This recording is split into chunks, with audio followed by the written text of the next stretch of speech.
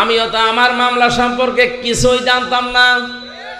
3টা বছর আমার জীবন থেকে একটা ঘরের ভেতরে কেটে গেল, অথচ যেই ছেলেটা আমার নামে মামলা দিয়েছে ওর বাড়ি সিরাজগঞ্জে।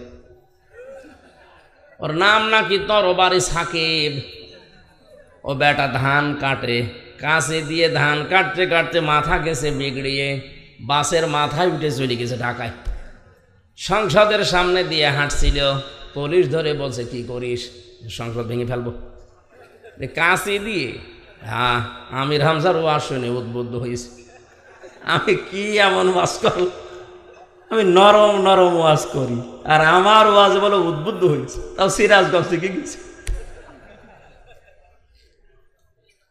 পরে ওরে কাশিমপুরে কারাগারে যে দেখি কি তুমি সেই, বলে হ্যাঁ আমার চেনো, আমার কোনোদিন দেখেছো? বলছেন না।